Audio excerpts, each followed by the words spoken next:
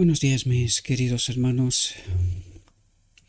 Hoy, por la gracia de Dios, de nuevo vamos a encontrarnos ante una reflexión, un tema, reflexión, estudio, ¿verdad? Le ruego a nuestro Dios que nos envíe su Espíritu, que nos capacite para poder entender su verdad, su realidad, su perspectiva.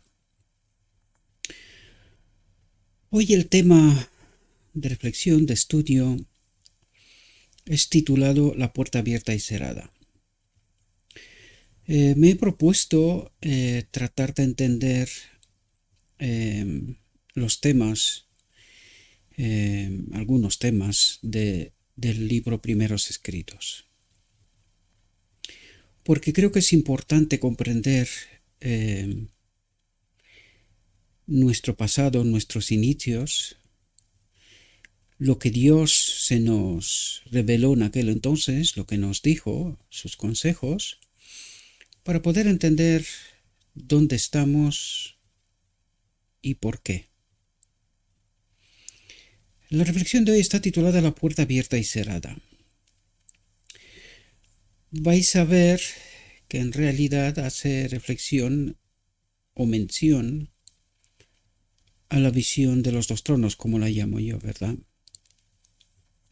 Y para eso, para que podamos entender esta realidad, esta profunda realidad, necesitamos ir a los textos en origen, ¿verdad? Por lo tanto, vamos a empezar a tratar de entender la visión de los dos tronos, ¿verdad? Y vais a ver cómo el enemigo ha obrado para que este pueblo esté confundido, tremendamente confundido. Y es precisamente lo que está pasando porque me doy cuenta por la acogida que tienen estos mensajes. Por supuesto que el de hoy no va a ser menos. Seguramente que el de hoy también será poco recibido, pero mi trabajo es exponer la verdad. Luego cada uno toma las decisiones que le parezca correspondiente, ¿verdad? Para mí está claro que este grupo pequeño es muy pequeño en realidad. Me doy cuenta del engaño profundo en el cual estamos sumidos, y el tema de hoy tratará de ayudarnos a comprender si lo que estamos tratando de presentar una y otra vez es realidad o son inventos, sueños de un hombre, ¿verdad? Que no tiene otra cosa que hacer. Por lo tanto, la reflexión, la puerta abierta y cerrada, y vamos a entrar y entender la visión de los dos tronos. Voy a empezar desde el primer párrafo que está en rojo para que entremos directamente en el tema. El tema va a ser un poco extenso porque necesitamos comprender bastante cosas, ¿verdad? Dice, vi un trono, uno solo, ¿verdad? Un trono. En él estaban sentados el Padre y su Hijo Jesucristo. Es decir, en este trono, en un solo trono, está sentado el Padre y su Hijo Jesucristo. Es muy importante, por eso lo recalco, porque es importante comprender que en el lugar santo solo hubo un trono. Y en él estaban el Padre y el Hijo. Estaban los dos, ¿verdad? Luego os explicaré por qué digo un trono. Y vais a ver, luego lo veremos, que en el lugar santísimo hay dos tronos. En el lugar santísimo hay dos tronos, pero en el lugar santo hubo solo un trono. Digo esto porque tenéis que relacionarlo con la doctrina de la Trinidad. Ya os lo dije antes.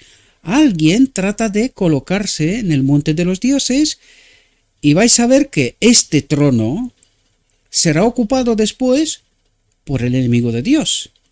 Y de allí debería de entenderse quién es ese tercer trono, porque toda la Biblia, todo el Evangelio nos habla del Padre y del Hijo en la divinidad, ¿verdad? El Espíritu Santo es el Espíritu del Padre y Espíritu del Hijo, ¿verdad? No es un Dios en sí mismo. Cristo dijo, no hablará de sí mismo, sino hablará de Cristo, ¿verdad? Por lo tanto, este tercer trono lo ocupará luego el enemigo, que es lo que nos tratará de decir aquí, ¿verdad? Por lo tanto, dice, vi un trono, esto lo digo de paso para que lo relacionéis y que podáis entender, el que quiera entender. El que no quiera entender, pues nada, no trato de convencer a nadie, simplemente explico y cada uno tiene que tomar la verdad como le parece, ¿verdad? Que tener su propia elección. Vi un trono y en él se estaban sentados el Padre y su Hijo Jesucristo. Dice, contemplé el rostro de Jesús y admiré su hermosa persona. Aquí quiero que entendáis porque aquí se revelan realidades, está en una segunda capa, ¿verdad? Porque no es lo que trata de explicarnos, pero se entiende. Fijaos lo que nos dice. Contemplé el rostro de Jesús, es decir, a Jesús lo ve. ¿Qué quiere decir esto? El hombre Cristo Jesús. A Jesús lo ve. Un ser humano ve a Dios. A Jesús lo ve. Contemplé el rostro de Jesús y admiré su hermosa persona. Dice, no pude contemplar la persona del Padre porque una nube de luz gloriosa lo cubría. ¿Qué quiere decir? Que el Padre es esta sustancia, espíritu, lo que es Dios, pero recordad que Cristo era uno igual al Padre, era igual. ¿Por qué ahora lo ve? A él lo ve. Porque Cristo es un ser humano, divino humano, es el segundo Adán, es la cabeza de esta nueva humanidad, ¿verdad? Sin embargo, es el Hijo de Dios, no deja de ser Dios, ¿verdad? Y esto os lo explico porque el texto deja entender esta realidad, ¿verdad? Y no solamente este texto, sino la Biblia, el Evangelio. Dice, no pude contemplar la persona del Padre porque una nube de luz gloriosa lo cubría.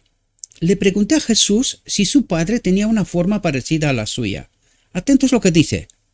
Me dijo que la tenía, pero que no podía contemplarla, que ella no la podía contemplar, porque, dijo, si vieras por una vez la gloria de su persona, dejarías de existir.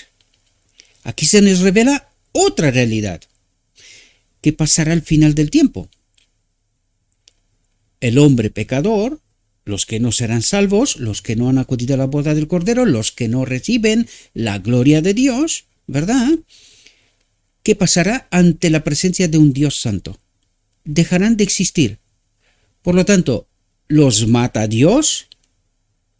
¿O el pecado en la presencia de Dios deja de existir? No es lo mismo, necesitamos comprender la realidad, ¿verdad?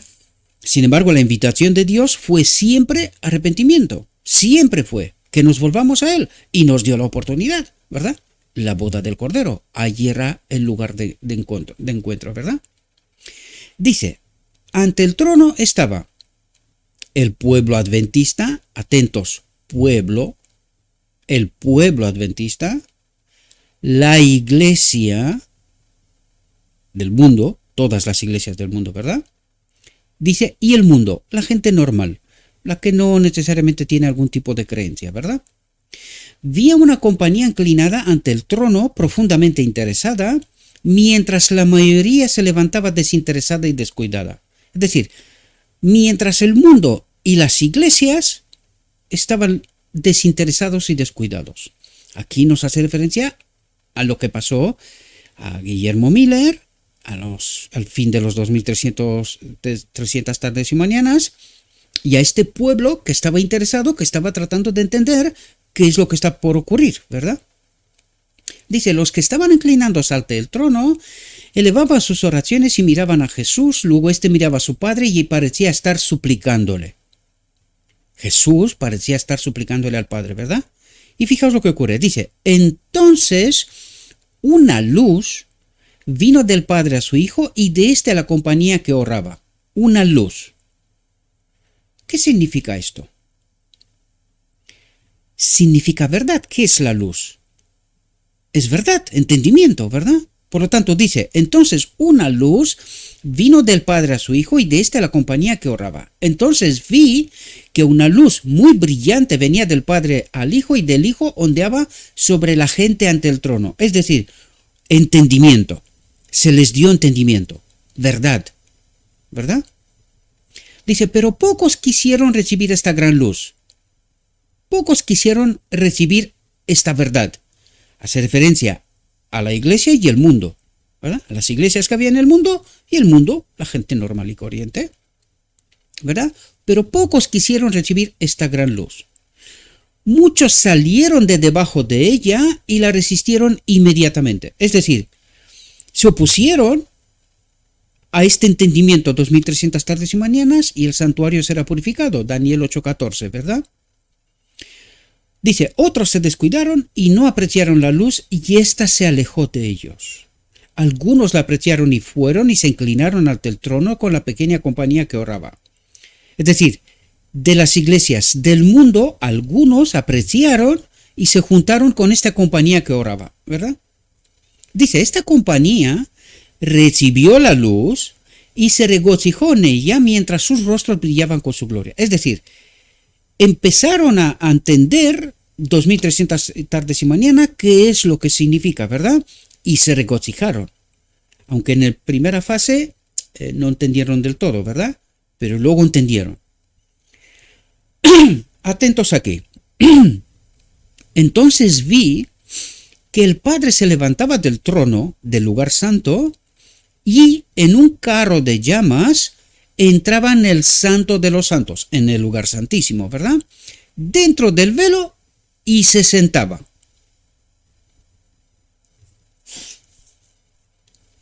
Dice, allí en el lugar santísimo vi tronos, al menos dos, ¿verdad? 2 tronos, que no había visto antes. Dice, entonces Jesús se levantó del trono del lugar santo, ¿verdad? Y la mayoría de los que estaban postrados se levantaron con él. Es decir, este pequeño grupo se levantaron con él. Y dice, y no vi pasar un solo rayo de luz de Jesús a la multitud descuidada después que se levantó y quedaron en perfecta oscuridad. Es decir, todas las demás iglesias que se quedaron atrás no acompañaron este mensaje, esta luz de 2300 tardes y mañanas.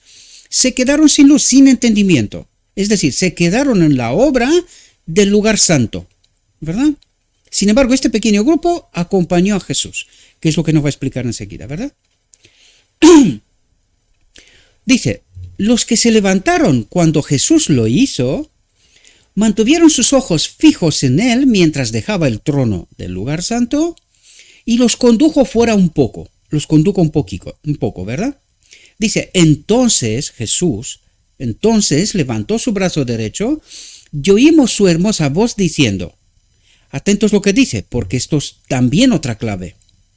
Dice, esperad, voy a mi Padre a recibir el reino. ¿Dónde iba? En el lugar santísimo, ¿verdad? Dice, voy a mi Padre a recibir el reino. Mantened vuestros vestidos inmaculados. Aquí es interesante. Dice, mantened vuestros vestidos inmaculados. ¿A qué hace referencia? A la luz que recibieron. ¿Qué vestido tenía Adán en Edén? Un vestido de luz, ¿verdad? La gloria de Dios. ¿Qué se les dio a este pequeño grupo? Luz del Padre. Le fue enviada a Cristo y de Cristo a este pequeño grupo, ¿verdad? Por lo tanto, ¿de qué les habla? Mantened vuestra conexión con el Espíritu, con esta luz que fue enviado a través del Espíritu, ¿verdad? ¿Y qué les dice? Mantened vuestros vestidos inmaculados. Mantened esta verdad que se os ha dado, esta conexión con el Espíritu inmaculada, pura, ¿verdad? Y dentro de poco, atentos, dice, volveré de las bodas. ¿Dónde ocurren las bodas? ¿Dónde recibe Cristo su reino? En el lugar santísimo, justo al final del día, que es lo que tratamos de explicar aquí, ¿verdad? De ninguna manera la boda de corderos ocurre en el reino de Dios. Otra cosa es la cena sí estará en el reino de Dios, pero las bodas, la unión de lo divino y lo humano, el reino de Dios, es decir, esta tierra, ¿verdad? Y luego, esta tierra es adherida al reino de Dios, y cuando se refiere, no se refiere a la tierra a la creación en sí mismo, sino se refiere al hombre. Cristo se une con el hombre y lleva al hombre a su reino, ¿verdad? A esto hace referencia. Mantened vuestros vestidos inmaculados, y dentro de poco volveré de las bodas, y os recibiré en mi casa, os llevaré al reino, ¿verdad? Y vi un carro nublado con ruedas como de fuego ardiente. Los ángeles rodeaban el carro cuando llegó a donde estaba Jesús. Este subió a él y fue llevado al lugar santísimo donde estaba sentado el Padre. Por lo tanto, él se sienta en otro trono, ¿verdad? Los tronos que vio antes. Por lo tanto, abandonan un trono donde estaba el Padre y el Hijo, acuden al lugar santísimo donde hay dos tronos al menos. En uno se sienta el Padre y en el otro se sienta el Hijo, ¿verdad? Dice, entonces vi a Jesús que estaba ante el Padre como un gran sumo sacerdote. En el borde de su manto había una campana y una granada, una campana y una granada. Entonces Jesús me mostró la diferencia entre la fe y el sentimiento. Y vi que los que se levantaban con Jesús enviaban su fe a Jesús en el lugar santísimo. Importante, porque esto quiere decir que ellos tenían la verdad y relacionaban la verdad con la obra del lugar santísimo. Importante entender esto, porque ahora entenderemos de por qué lo recalcamos. Es sumamente importante comprender. Yo diría, es clave para esta generación. Para todas, ¿verdad? Desde la primera hasta la última, la cuarta generación, es clave. Pero necesitamos entender esta realidad, ¿verdad? Vi que los que se levantaban con Jesús enviaban su fe a Jesús en el lugar santísimo y oraban, Padre, danos tu espíritu. ¿Pero qué espíritu pedían ellos? El que van a recibir en la boda del Cordero, ¿verdad? A eso se refiere, el que van a recibir a la boda del Cordero. ¿Por qué? Porque vais a ver que en el trono del lugar santo se sientará, es lo que nos dirá ahora, y desde ahí reciben, los que están delante del trono del lugar santo reciben otro espíritu, con otro propósito, ¿verdad? Otro mensaje. Entonces Jesús soplaba sobre ellos el Espíritu Santo, ¿comprendéis? Soplaba sobre ellos el Espíritu Santo, en medida parcial, ¿verdad? En el soplo había luz, poder y mucho amor, alegría y paz. ¿A quién? A este pequeño remanente, a la primera generación. Cuidado que necesitamos entender bien estas realidades. Luego entraremos este es un texto añadido, no le puse la estrellita porque no tenía mucho espacio aquí, pero es un texto añadido para que podamos entender de qué puerta abierta y de qué puerta cerrada nos habla, ¿verdad? En la reflexión. Por lo tanto, hace referencia a esta visión y necesitamos entender la realidad que nos revela esta visión, ¿verdad? Entonces Jesús soplaba sobre el Espíritu Santo, en el soplo había luz, entendimiento, poder, porque hay que entender qué es lo que ocurre en el lugar santísimo. Hay una obra específica en el lugar santísimo, ¿verdad? Es distinta de la obra del lugar santo. Mucho amor, alegría y paz. Entonces me volví para mirar a la compañía que seguía inclinada ante el trono. ¿Cuál trono? El del lugar santo. No sabían que Jesús lo había dejado. No sabían que Jesús lo había dejado. Satanás parecía estar junto al trono tratando de continuar la obra de Dios. Dice, Satanás parecía estar junto al trono. No lo puede ocupar, pero simula que está en el trono, que él sigue con esta obra, porque es lo que nos dirá a continuación, ¿verdad? No puede ocupar el trono, es decir, él no puede estar como Dios. Él quiere, se coloca junto, trata de estar en esta posición, pero no puede ocupar este trono. No lo puede ocupar, ¿verdad? Por lo tanto, no puede ser Dios. Él quiere, pero no puede. Por eso la doctrina de la Trinidad es falsa y no la entendemos bien, ¿verdad? Él trata de engañarnos, porque es lo que está haciendo desde ahí, pero es falsa. No es una correcta doctrina, no es la doctrina de la divinidad la correcta, ¿verdad? Fijaos lo que hace él a través de este trono. Dice, No sabían que Jesús lo había dejado. Satanás parecía estar junto al trono tratando de continuar la obra de Dios. Ser como Dios, ¿verdad? Tratando de continuar la obra de Dios, presentándose ante la humanidad como Dios. Dice, les vi mirar hacia el trono y rezar. Padre mío, danos tu espíritu, ¿verdad? A la iglesia y al mundo, no al pueblo adventista, ¿verdad? Ahora entenderemos toda la realidad. Padre mío, danos tu espíritu. Dice, entonces Satanás soplaba sobre ellos una influencia impía, en ella había luz y mucho poder. ¿Qué poder? Del enemigo, luz y mucho poder, pero nada de dulce amor, alegría y paz. Es decir, esta luz y este mucho poder está en medio de conflictos. No hay unidad, no hay una homogeneidad, creo que es. Espero que me podáis entender. No hay unidad, creo que la palabra sería esta, ¿verdad? Uniformidad. Por lo tanto, hay conflicto en medio aquí, porque esto dice, en ella había luz, un entendimiento, ¿verdad? Verdad contaminada, como la llamamos nosotros, porque no puede ser de otra manera, y mucho poder, es su espíritu, es lo que Cristo nos reveló, el espíritu que tenían los judíos, Pedro le dijo en algún momento, ¿verdad? Y el espíritu de profecía y la Biblia nos habla constantemente de este poder del enemigo, ¿verdad? Pero nada de dulce amor, alegría y paz. Atentos.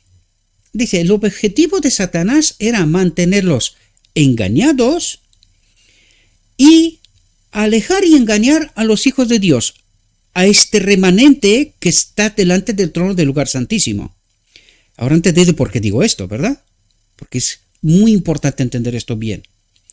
Fijaos lo que dice, alejar y engañar a los hijos de Dios, a este pequeño remanente que Cristo les dejó delante del lugar santísimo. Y fijaos lo que ocurre. Aquí quiero atraeros la atención, porque no dejé de recordar las palabras de aquel hombre de la última reflexión que nos decía que hemos sido engañados. Pues ahí está la demostración. Os lo dejaré, luego veremos el texto. Os lo dejaré en la descripción, el enlace en origen, para que podáis ver todo lo que os presento aquí. Está este texto, el siguiente texto y la reflexión que vamos a tratar hoy, ¿verdad? Porque necesitamos entender, ¿es verdad que fuimos engañados o no? Y es justo lo que la visión trata de explicarnos.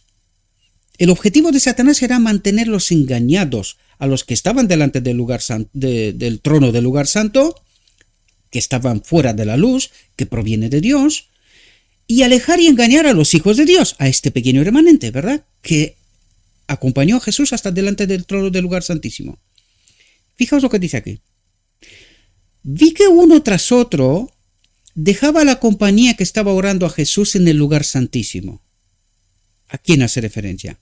A este pequeño grupo que acompañó a Jesús hasta delante de la tienda del lugar santísimo, ¿verdad?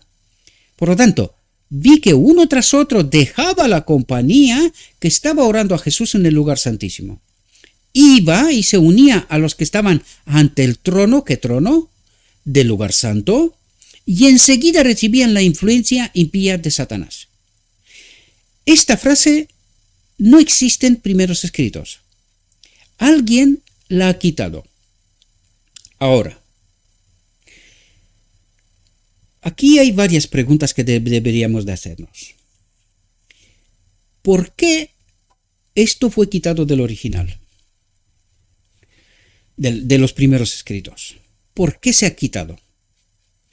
Porque alguien entendió lo que está diciendo, ¿verdad? Y decidió quitar esto de allí, para que el pueblo de Dios no entienda una realidad. Pero vais a ver que no solamente aquí nos revela esta realidad, sino que en realidad todo el espíritu de profecía nos habla de esto. Pero ¿por qué no le damos la importancia que corresponde? Porque claro, como no entendemos esta realidad, lo tratamos así de una manera formal, ¿verdad? Más metafórico que una realidad. Pero aquí nos presenta una realidad. Uno detrás de otro, vi que uno tras otro dejaba la compañía que estaba orando a Jesús en el lugar santísimo, uno tras otro. ¿Hasta dónde? No nos dice, ¿verdad? Nos dice que uno detrás de otro se va se va del lugar santísimo al lugar santo. ¿Es importante entender esto? Muy importante.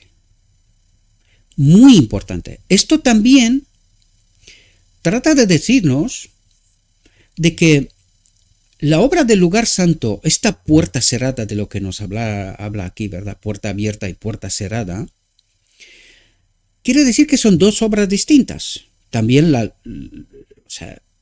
obra del lugar del santuario también nos dice de dos obras distintas, que no son lo mismo, ¿verdad? Por lo tanto, quiere decir que esta compañía que al inicio recibió luz y que Cristo le dijo, mantened vuestra ropa, mantened vuestros vestidos inmaculados,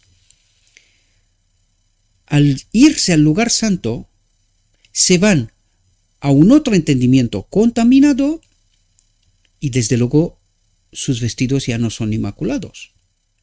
Porque su vestido, ¿cómo somos santificados? A través de la verdad. Bien, si nosotros abandonamos la verdad del lugar santísimo y nos vamos a la verdad del lugar santo, ¿es lo mismo? Pues no es lo mismo, porque es precisamente lo que trata de explicarnos. Vi que uno tras otro dejaba la compañía que estaba orando a Jesús en el lugar santísimo, orando a Jesús pidiendo ¿qué? Entendimiento, luz, poder, amor, paz, ¿verdad? Deja de recibir de Jesús y recibe ¿de quién? Del que estaba en el trono del lugar santo, ¿verdad? Necesitamos entender primero, ahora vamos a ver el texto que tenemos nosotros en primeros escritos en original y vais a ver que termina la frase con el objetivo de Satanás era mantenerlos engañados y alejar y engañar a los hijos de Dios. Pero esta frase, vi que uno tras otro dejaba la compañía, esta no está, no existe, ¿verdad? Por lo tanto, quiere decir que alguien ha tratado de engañarnos. Y por lo visto, lo ha conseguido, ¿verdad? Fijaos, primeros escritos, traducción en español, pero en inglés igual, ¿eh? No os preocupéis, en inglés está igual. El único lugar donde encontramos esto tal cual está en Sedeistar, que es de donde entendimos, ¿verdad? El texto.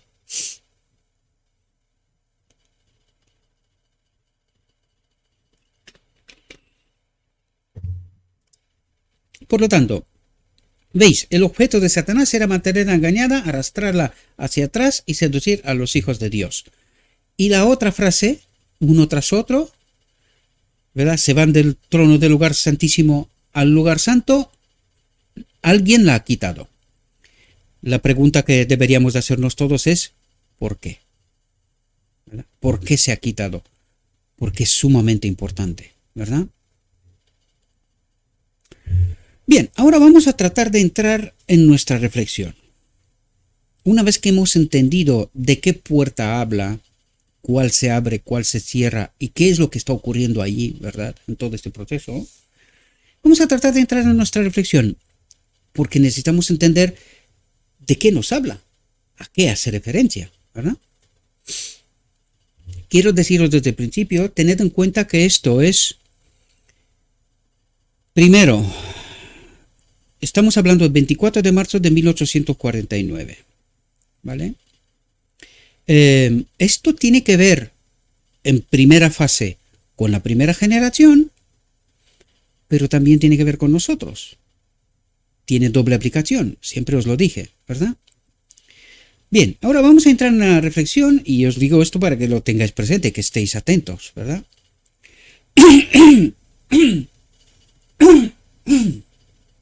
Veo que la voz no me ayuda mucho hoy, pero espero por la gracia de Dios que podamos terminar bien esto. El sábado 24 de marzo de 1849 tuvimos con los hermanos de Topsham, Maine, una reunión muy agradable e interesante. Dice, el Espíritu Santo fue derramado sobre nosotros y fue arrebatada en espíritu a la ciudad del Dios viviente. Dice, luego se me mostró que los mandamientos de Dios y el testimonio de Jesucristo acerca de la puerta cerrada no pueden separarse. Es importante, porque necesitamos entender que esta puerta cerrada no se debe de abrir. ¿Por qué? Porque estamos hablando de un otro mensaje, otra luz, otra obra, son distintas, y mezclar estas dos obras sería la ruina. Y eso es lo que trata de explicarnos, ¿verdad? Dice, se me mostró que los mandamientos de Dios y el testimonio de Jesucristo acerca de la puerta cerrada no pueden separarse. Y que el testimonio que los mandamientos de Dios habían de resplandecer en toda su importancia, y cuando el pueblo de Dios había de ser probado acerca de la verdad del sábado, era cuando se abriese la puerta en el lugar santísimo del santuario celestial, donde está el arca que contiene los 10 mandamientos. Dice, esta puerta no se abrió hasta que hubo terminado la mediación de Jesús en el lugar santo del santuario en 1844. ¿Verdad? Dice, entonces Jesús se levantó, lo que nos explicó antes en la visión, ¿verdad? Que la visión era de 1845. Entonces Jesús se levantó, dice, cerró la puerta del lugar santo. Y esto es sumamente importante, comprender esta realidad. Realidad que el pueblo de Dios hoy no la entiende. Pero es que desgraciadamente, que es lo que nos va a contar ahora, la primera generación tampoco la entendió. Fijaos que, siempre os lo digo, Dios se nos revela anticipadamente. Nos pone sobre aviso. ¿Qué ocurre? Que los vigilantes no vigilan. Desgraciadamente, los vigilantes no vigilan. Y cuando llega la hora de la visitación, nos coge desprevenidos. Y fijaos lo que importante es. Entonces Jesús se levantó, cerró la puerta del lugar santo, abrió la que da al Santísimo y pasó detrás del segundo velo, atentos, donde está ahora al lado del arca y donde llega la fe de Israel ahora. Y dice bien la fe de Israel porque no hace referencia ni a iglesia ni al pueblo remanente.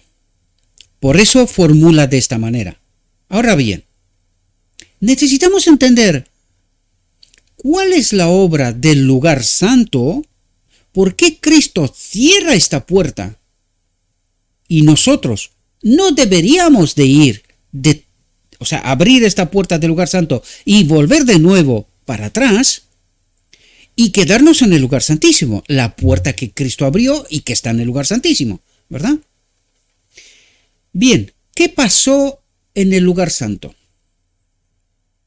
Pues después de la obra terrenal de Cristo, Cristo asciende en el cielo y empieza la obra del lugar santo. Es decir, el pueblo, por fe, deposita sus pecados sobre Cristo, ¿verdad? Y a través de la sangre de Cristo, pues este pueblo es considerado, esto lo entendemos por el santuario judío, ¿verdad? La misma obra. Entonces, esto era lo que podemos ver que descubre quién, Lutero y los reformadores. ¿Qué es lo que descubren ellos? ¿Qué es lo que entienden ellos? La justificación por la fe, ¿verdad? Es decir, esta era la obra del lugar santo, la justificación por la fe. Nosotros colocábamos nuestros pecados por fe sobre el Cordero de Dios, sobre Cristo, ¿verdad? Y esta es la obra del lugar santo, ¿verdad? Bien, ¿por qué dice Cristo que cerró esta puerta? Cerró esta puerta y abre la puerta del lugar santísimo. Bien, ¿qué es el lugar santísimo? ¿Cuál es la obra del lugar santísimo? Pues ahí en el día de la expiación, en el modelo del santuario judío, tenía lugar la purificación, la santificación, la erradicación del pecado del medio del pueblo de Dios en el día de la expiación, Pues este es el lugar santísimo, ¿verdad? Por lo tanto, en el lugar santo, por fe, depositábamos los pecados en el Cordero de Dios, sobre Cristo, pero en el día de la expiación, en el lugar santo, es la obra del sumo sacerdote exclusivamente el que purifica a su pueblo. Es el sumo sacerdote el que purifica a su pueblo, ¿verdad? Por lo tanto, la obra del lugar santísimo es una obra distinta frente a la obra del lugar santo. Por esto nos dice que él cerró la puerta del lugar santo. En el día de la expiación, ¿qué es lo que hace el pueblo? Se purifica. ¿Cómo? En el día de la expiación de antaño, ayuno y oración, ¿verdad?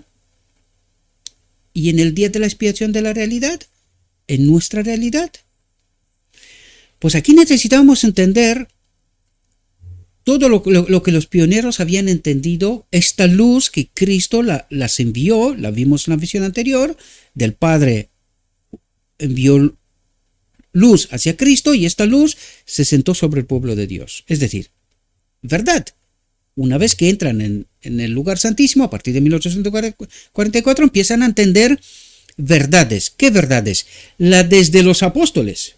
Es decir, empiezan a colocar las doctrinas en su sitio. Todos los errores que la Iglesia en la Edad Oscura, ¿verdad? Hasta Lutero, podríamos decir, ha adoptado, pero algunas de ellas han permanecido después de Lutero también, ¿verdad? Por lo tanto, en el día de la expiación, Cristo ha de purificar a su pueblo.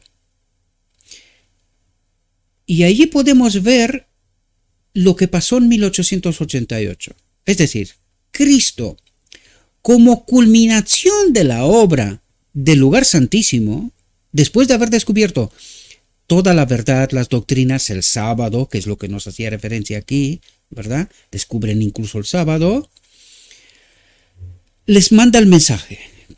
¿Qué mensaje? Justificación por la fe, la justicia de Cristo. Nos dice la sierva, Materiales 1888, encontramos esto, nosotros lo hemos tratado en reflexiones anteriores, por lo tanto podéis ir para atrás y recuperar, porque no puedo decirlo todo en una reflexión. Sin embargo, hago mención porque necesitamos entender una línea de tiempo de realidad de verdades, ¿verdad? Por lo tanto, ¿cuál era el mensaje de John C. Waggoner? La justificación por la fe, la justicia de Cristo, ¿verdad? Bien, ¿qué pasó? Este mensaje fue rechazado, ¿verdad? Este mensaje fue rechazado. Y es allí donde empieza la desgracia de este pueblo. Vi que uno detrás de otro se van a la doctrina del lugar santo. Se van a la justificación por la fe. Porque es lo que cree la Iglesia hoy. No solo que lo cree, sino que lo declara. Es decir, pecamos hasta que Cristo viene. Esta es la obra del lugar santo. Es decir, en el lugar santo, ¿qué hacíamos? Pecamos y cada vez que pecábamos, pues necesitamos un cordero, ¿verdad? Un sacrificio para recibir perdón. Pero es que en la obra del lugar santísimo, aunque todavía hay sangre para el pecador, ¿verdad? La excepcionalidad, pero en el lugar santísimo el pueblo es purificado. ¿Por quién? Por el sumo sacerdote. ¿Y para esto qué necesitamos? ¿Qué hacía el pueblo de antaño? Estaban escuchando la obra del sumo sacerdote en el lugar santísimo y escuchaban las campanas para saber que el sumo sacerdote es vivo, no ha muerto, ¿verdad? En la presencia de Dios. ¿Y esto qué quiere decir? El pueblo tenía una confianza total y completa en el sumo sacerdote. ¿Qué es el mensaje de Cristo, nuestra justicia? Pues venía precisamente a explicarnos esto, que el pueblo de Dios ha de confiar plenamente, totalmente en Cristo.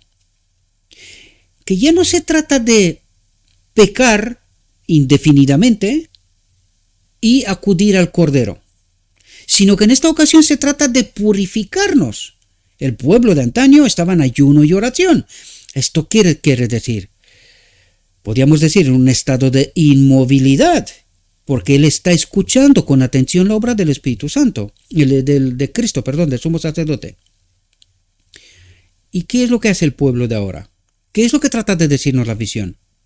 Que el pueblo de ahora abandona la obra del día de la expiación, de purificación. ¿Por qué? Porque no podemos. Pecamos hasta que Cristo viene. Es decir, abandona la luz que le fue dada a este pueblo para irse para atrás.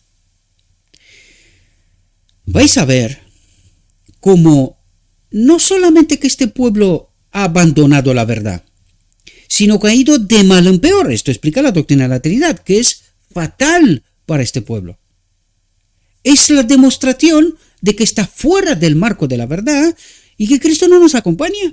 Lo que nos dijo la sierva, rechazamos a Cristo, Cristo se retiró, pero es que han pasado más cosas, no solo que se retira Cristo, es que estamos sin el Espíritu Santo, y sin el Espíritu Santo las consecuencias son evidentes. Hemos ido de mal en peor, que es lo que trata de explicarnos, ¿verdad? Espero que me podáis entender lo que trato de explicaros, ¿verdad? Si necesitáis más detalles, pues está el grupo de Telegram, mandadme un mensaje por privado o en el grupo, no importa, y trataremos de entender estas realidades, ¿verdad?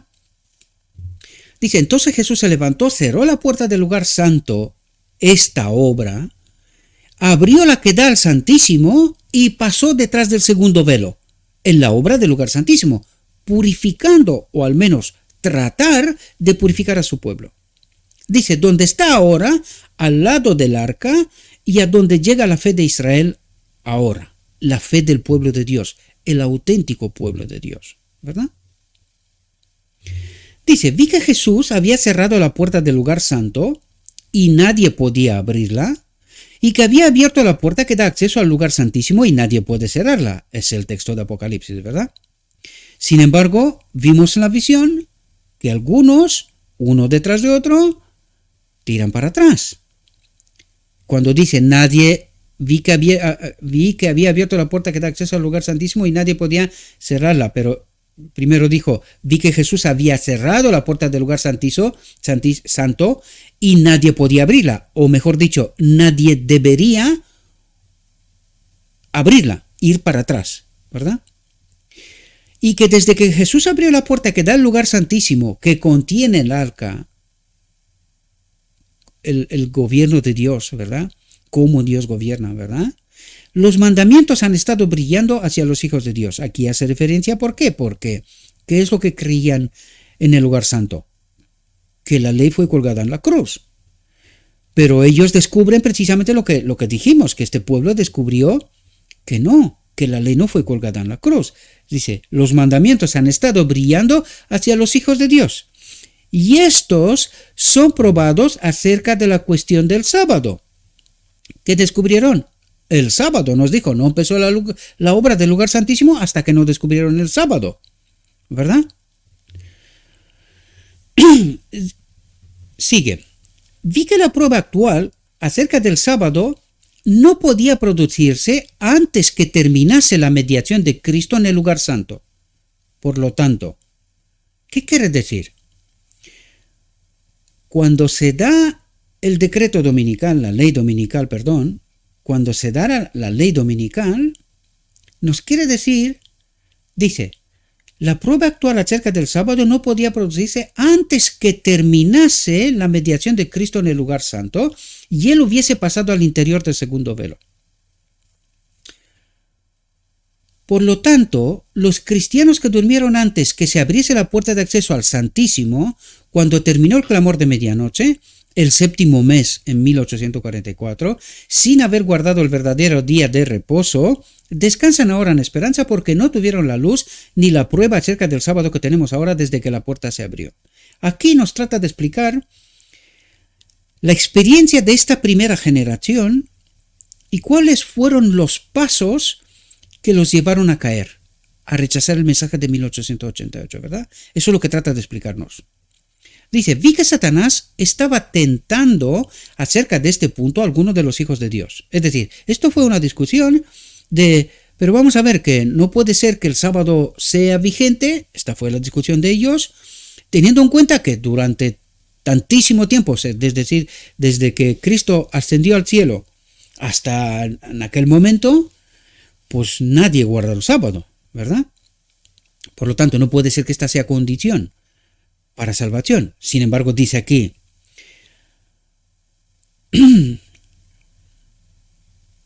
por lo tanto, los cristianos que durmieron antes que se abriese la puerta de acceso al Santísimo, cuando terminó el clamor de medianoche, el séptimo mes en 1844, sin haber guardado el verdadero día de reposo, descansan ahora en esperanza, porque no tuvieron la luz ni la prueba acerca del sábado que tenemos ahora desde que la puerta se abrió. Vi que Satanás estaba tentando acerca de este punto a alguno de los hijos de Dios. Debido a que tantos buenos cristianos se durmieron en los triunfos de la fe sin haber guardado el verdadero día de reposo, dudaban de que este fuese una prueba para nosotros ahora. Ahora nosotros tenemos que entender que en 1888, cuando rechazaron el mensaje en el Congreso de los Estados Unidos, estaba por debatirse la ley del domingo, ¿verdad?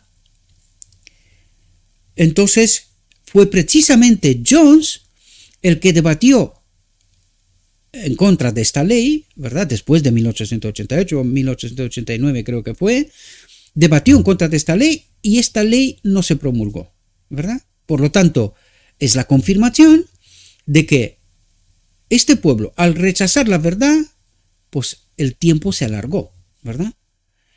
Pero que la ley estaba preparada para promulgarse en aquel momento. Si el pueblo hubiese aceptado la verdad, se hubiese terminado la historia, ¿verdad?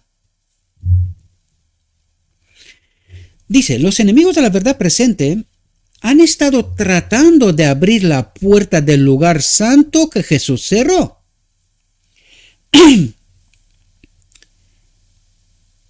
Y esto es lo que nosotros necesitamos comprender, que este pueblo se ha desviado y se ha ido para atrás.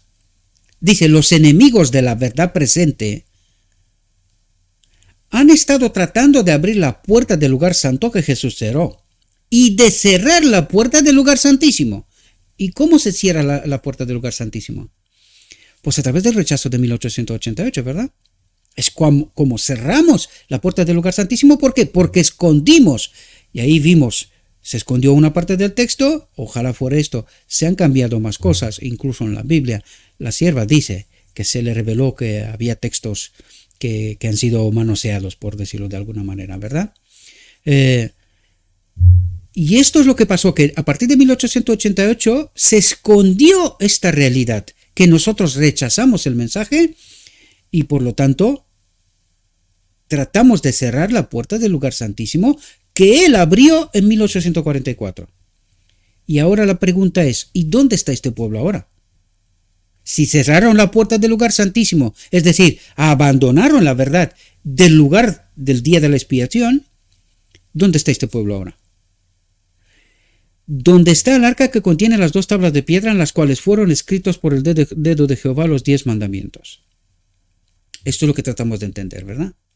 Dice, en este tiempo de sellamiento, Satanás está valiéndose de todo artificio para desviar de la verdad presente el pensamiento del pueblo de Dios y para hacerlo vacilar. ¿Qué es lo que está haciendo? Confundirnos. ¿De dónde? Desde el trono del lugar santo. Porque ¿dónde se fue este pueblo? Lo dijo antes. Trataron de cerrar la puerta del lugar santísimo y abrirla del lugar santo. ¿Y qué es lo que hace el enemigo desde el lugar santo? En este tiempo de sellamiento, Satanás está valiéndose de todo artificio para desviar de la verdad presente el pensamiento del pueblo de Dios y para hacerlo vacilar. Vi una cubierta que Dios extendía sobre su pueblo para protegerlo en tiempo de aflicción. Y toda alma que se hubiese decidido por la verdad y fuese de corazón puro, había de ser cobijada por la cubierta del Todopoderoso. ¿Y aquí de quién nos habla? Del pequeño remanente, del fiel, ¿verdad? Dice, toda alma que se hubiese decidido por la verdad, la pura, la del lugar santísimo, y fuese de corazón puro, honestos, dispuestos a aceptar la realidad, por muy dolorosa que ésta sea, ¿verdad? Dice, había de ser cobijada por la cubierta del Todopoderoso, había de ser protegidos por los ángeles de Dios, es lo que nos dice el Espíritu Profecía, lo hemos tratado en muchas reflexiones anteriores, y por el Espíritu Santo, ¿verdad? Y por la verdad, por supuesto. Dice, Satanás sabía esto y obraba con gran poder para mantener vacilantes y perturbados acerca de la verdad a tantos como le fuese posible. ¿A tantos cuales? De este pueblo que tenía, que uno detrás de otro se han ido al lugar santo, ¿verdad? Dice, y ahora empieza a explicarnos realidades de la primera generación, para ver cómo el enemigo obró de tal manera que se desvíen y que cuando llegue el momento de 1888, en medio del pueblo de Dios haya discusiones y temas y que sean otras que realmente la obra del lugar del día de la expiación. Entender lo que está pasando en el día de la expiación. Y fijaos qué es lo que hizo Satanás para desviarlos su atención, que estén preocupados por otras cosas y no por la verdad.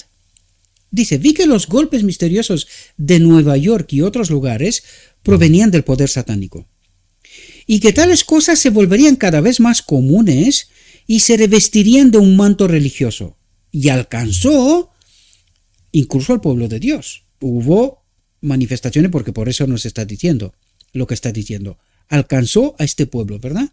Con el fin de inducir a los engañados a sentirse seguros de que están en la presencia del Espíritu de Dios en realidad, cuando esta era la obra del enemigo, ¿verdad? Con el fin de inducir a los engañados a sentirse seguros y para desviar, si fuese posible, la atención del pueblo de Dios hacia ellas y hacerle dudar de las enseñanzas y del poder del Espíritu Santo. ¿Entendéis lo que ha pasado? ¿Cómo les desvió la atención el enemigo y en lugar de estar centrados en la verdad y la luz que viene de Cristo, la obra del lugar santísimo, están centrados en otras cosas, desviándose su atención, ¿verdad? Vi que Satanás obraba de unas cuantas maneras mediante sus agentes, que son seres humanos, ¿verdad? Generalmente. Dice, actuaba por intermedio de ministros que habían rechazado la verdad y cedido a graves engaños para creer la mentira y ser condenados. Esto es, vi a uno detrás de otro ir al lugar santo. Y esta es lo que experimentaron en la primera generación. Para nosotros hoy, la desviación de la atención son otras, pero el resultado es el mismo. Las consecuencias son las mismas, ¿verdad? Simplemente el enemigo cambia el contexto, pero no las formas, ¿verdad? Dice, mientras predicaban y oraban, algunos caían postrados y desvalidos, no por el poder del Espíritu Santo, sino por el de Satanás infundido en esos agentes y por su intermedio en la gente. Y esto alcanzó, en aquellos tiempos, hasta el remanente final, ¿verdad? Al remanente. Dice, mientras predicaban, oraban y conversaban, algunos adventistas profesos que habían rechazado la verdad presente se valían del mesmerismo para ganar adherentes y la gente se regocijaba en esta influencia porque pensaba que era la del Espíritu Santo. ¿Qué hacía el enemigo? Trataba de copiar a Dios, ¿verdad? Por eso dice, trataba de enviar la verdad, luz y su espíritu. Y esta era la obra de su espíritu, ¿verdad? Dice, hasta hubo algunos que empleaban el mesmerismo y estaban tan sumidos en las tinieblas y el engaño del diablo que creían ejercer un poder que Dios les había dado. ¿Cómo de profundo era el engaño? Ya lo veis. Dice, tanto habían igualado a Dios consigo mismos que consideraban su poder como cosa sin valor. Tremendo, ¿verdad?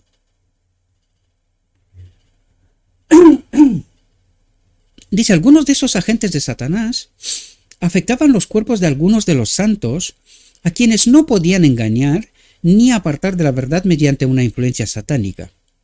Ojalá que todos pudiesen ver esto como Dios me lo reveló, a fin de que conocieran mejor las astucias de Satanás y se mantuvieran en guardia, vigilantes, ¿verdad? Dice, vi que Satanás obraba así para enajenar, engañar y desviar a los hijos de Dios, precisamente ahora en el tiempo del sellamiento. ¿Cómo somos sellados? ¿Recordás cómo somos sellados, santificados? Con la verdad, ¿verdad? Con la verdad. Por lo tanto, ¿qué pasaba aquí? El pueblo de Dios estaba confundido con verdades contaminadas. Dice, vi a algunos que no se erguían rígidamente por la verdad presente. Las rodillas les temblaban y sus pies se resbalaban porque no estaban firmemente asentados en la verdad. Y mientras estaban así temblando, la cubierta del Dios omnipotente no podía extenderse sobre ellos. ¿Qué es lo que quiere decir? El Espíritu Santo no podía obrar con ellos. Mientras estaban así temblando, la cubierta del Dios omnipotente, ¿cuál es la cubierta? Su presencia, no podía extenderse sobre ellos.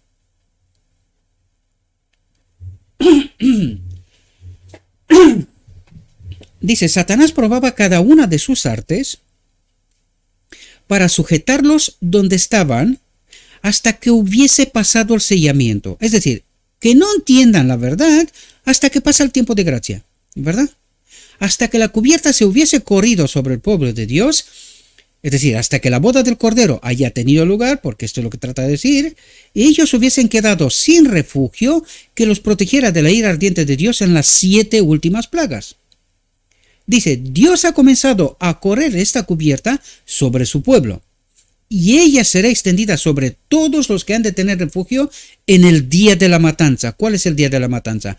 Ezequiel 9, en la boda del Cordero en realidad, ¿verdad? Dice, Dios obrará con poder en favor de su pueblo, y a Satanás también se le permitirá obrar. ¿Entendéis la realidad de ellos? Pero también de nosotros ahora, ¿verdad? Dice, a Satanás también se le permitirá obrar. Porque los que están sellados, firmes en la verdad, no pueden ser tocados. Pero los que no lo están y que le están temblando las piernas, que no están conectados con el Espíritu Santo, Satanás también se le permitirá obrar. Serán engañados, ¿verdad? Y es precisamente por eso por lo que estudiamos, para tratar de entender realidades, ¿verdad? Atento a lo que dice aquí, porque muchas veces el pueblo de Dios de la actualidad dice que la doctrina de la Trinidad es un avance, un adelanto del entendimiento en la luz, ¿verdad? Pero fijaos lo que nos dice aquí la sierva. Dice, vi que las señales, los prodigios y las falsas reformas aumentarían y se extenderían. Las reformas que me fueron mostradas no eran del error a la verdad, sino al revés, de la verdad al error. Por eso los llaman falsas reformas, porque las auténticas reformas ya habían sido hechas en la primera generación, ¿verdad? Dice, mi ángel acompañante me invitó a buscar el trabajo del alma que solía manifestarse en favor de los pecadores. Aquí lo entenderemos inmediatamente porque cuando dice el trabajo del alma, ¿de quién es la obra en el día de la expiación? De Cristo. ¿Cómo? A través de su Espíritu, a través de la verdad, a través de la palabra también, ¿verdad? Por lo tanto, dice, mi ángel acompañante, ¿quién le señaló esto? El ángel de Dios. Dice, mi ángel acompañante me invitó a buscar el trabajo del alma, la obra de los ministros en el medio del pueblo de Dios, ahora veréis por qué digo ministros, que solía manifestarse en favor de los pecadores. Dice, lo busqué, pero no pude verlo, porque ya pasó el tiempo de la salvación de ellos. Ya pasó el tiempo de la salvación de ellos. ¿De qué habla? En su caso, de 1888, y en nuestro caso. Vamos a ver lo que nos cuenta, ¿verdad? Ahí terminaría la reflexión. Ahora, aquí hay hay una burbujita, cuando se termina el texto, hay una burbujita, Y en esta burbujita hay unas explicaciones. Aunque yo creo que esto...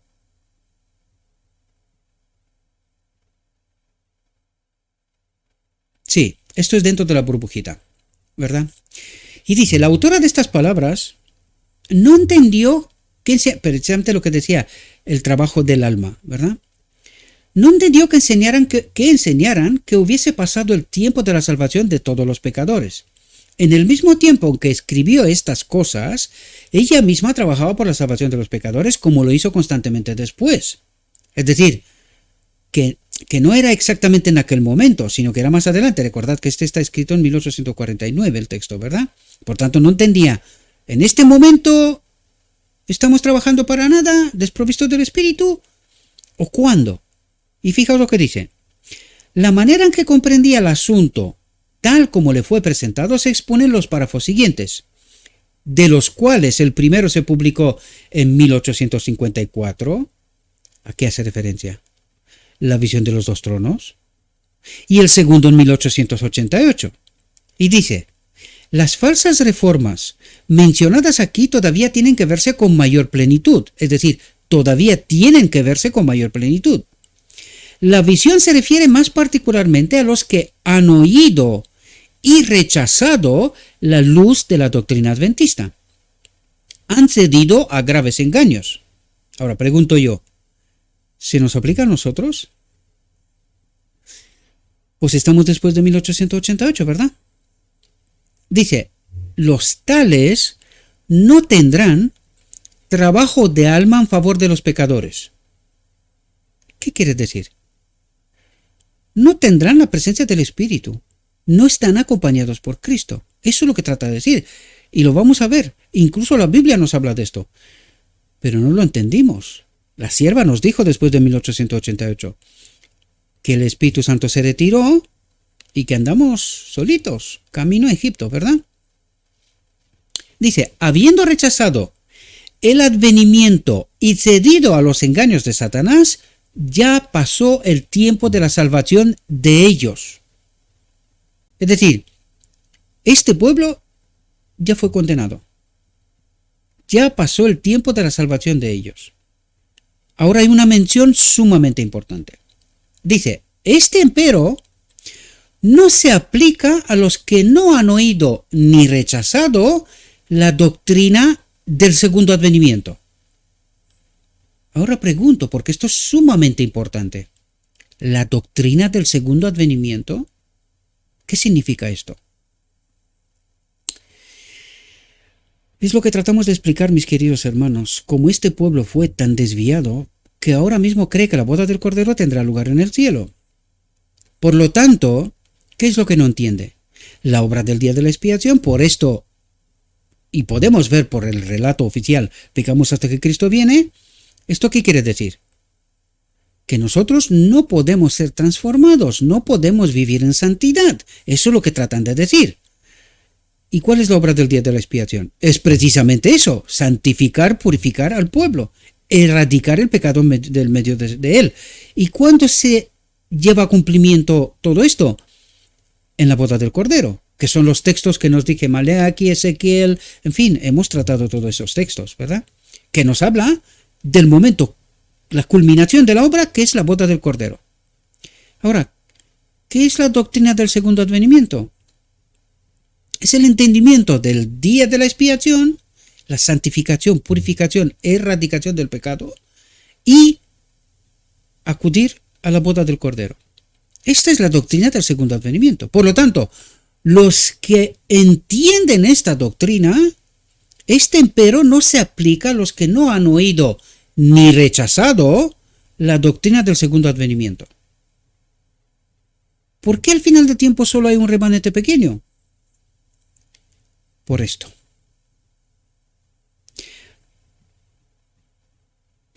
Dice, es cosa espantosa tratar livianamente la verdad que convenció nuestro entendimiento y conmovió nuestros corazones. No podemos rechazar impunemente las advertencias que Dios nos manda en su misericordia. Dice, no podemos rechazar impunemente, sin que haya consecuencia, las advertencias que Dios nos manda en su misericordia. ¿A qué hace referencia? A 1888, pero no había pasado aún. Estamos en 1849. ¿O cuánto era? 49 creo que era. No había pasado aún. Dice, un mensaje fue enviado del cielo al mundo del tiempo de Noé. Atentos porque nos da referencias para que entendamos realidad profunda. Una realidad profunda que el pueblo de hoy rechaza por todos los medios. No se la acaba de creer. Dice, un mensaje fue enviado del cielo al tiempo de Noé. Y la salvación de los hombres dependía de la manera en que trataran este mensaje. La salvación de los hombres dependía de la manera en que trataran este mensaje.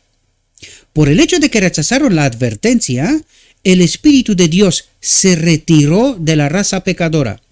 Clave, el Espíritu de Dios se retiró de la raza pecadora y ella pereció en las aguas del diluvio. ¿Cuántos se salvaron? Poquitos. Poquitos.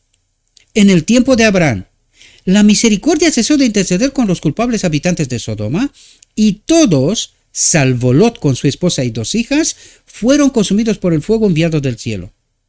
Así también fue en tiempo de Cristo.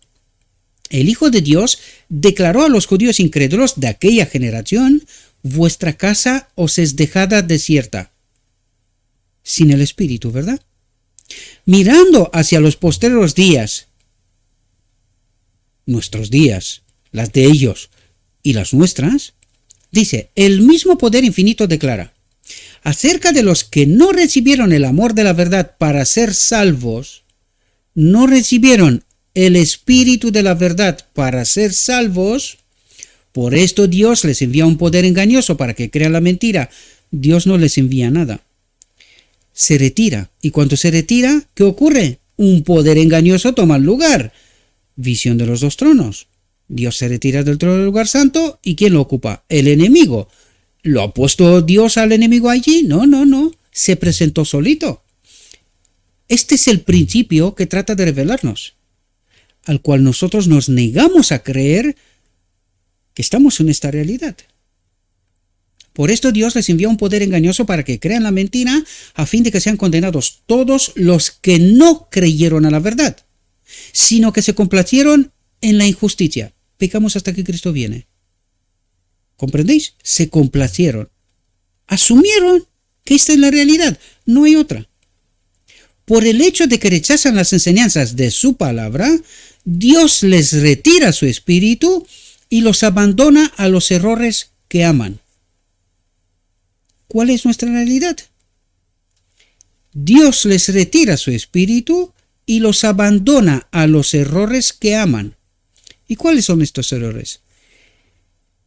La justificación por la fe del lugar santo, que se le parece mucho a la justificación por la fe, la justicia de Cristo del lugar santísimo, y es muy fácil que el pueblo sea engañado, ¿verdad? Pero aquella puerta fue cerrada. Este pueblo volvió a abrirla. ¿Por qué no entiende la verdad? Porque no está delante del lugar santísimo, porque no están concentrados en la obra del sumo sacerdote. ¿Y cuál es su obra? No entiende. Consecuencia, por eso declara abiertamente, no podemos, pecamos hasta que Cristo viene. ¿Y esto es la consecuencia de qué? No experimentan al Espíritu Santo, el poder, ¿verdad? Por eso no entienden la verdad, por eso están confundidos. Esta es nuestra profunda realidad. Y para que entendamos que esto también está en la Biblia, fijaos, Apocalipsis 2. Fijaos lo que dice. Escribe al ángel de la iglesia. ¿Quién es el ángel de la iglesia? Su liderazgo, ¿verdad? Y fijaos lo que nos dice aquí, porque este es el principio que Dios nos lo revela. Se dirige a todas las iglesias, ¿verdad? Y empieza por la primera, la de Éfeso. Dice, el que tiene las 7 estrellas en su diestra. Es decir, las estrellas de cada iglesia, ¿verdad? El que anda en medio de los 7 candeleros de oro. Dice estas cosas. Yo conozco tus obras y tu trabajo y tu paciencia y que no puedes soportar a los malos y has probado a los que se dicen ser apóstoles y no lo son. Y los has hallado mentirosos. Has sufrido y tienes paciencia y has trabajado por mi nombre y no has desfallecido. Y atentos. Se nos revela al principio, ¿verdad? Pero tengo contra ti que has dejado tu primer amor. ¿Y cuál es tu primer amor? La conexión con la verdad. Y que a través de esta conexión con la verdad estamos conectados con el Espíritu, ¿verdad? ¿Cómo somos llenados del Espíritu? A través de la palabra, de la verdad, ¿verdad? Dice, recuerda por tanto, de dónde has caído. Y en nuestro caso, ¿qué es lo que nos dice? Recuerda de dónde has caído. ¿De dónde? De la verdad que te la he revelado en la primera generación hasta 1888, cuando has caído. ¿Verdad? Recuerda, por tanto, de dónde has caído. Arrepiéntete y haz las primeras obras. Haz lo que hicieron en la primera generación. Descubre la verdad. Y esto es lo que la sierva nos decía. En los primeros 50 años fue revelada la verdad. ¿De quién? De Cristo mismo. A aquello tenemos que volver. ¿Cuál es la invitación de Dios? Arrepiéntete y haz las primeras obras. Pues si no, vendré pronto a ti y quitaré tu candelero de su lugar. Quitaré tu candelero de su lugar. La presencia del Espíritu. Y la pregunta clave es, si desde 1888 estamos andando sin el Espíritu, ¿qué tenemos hoy?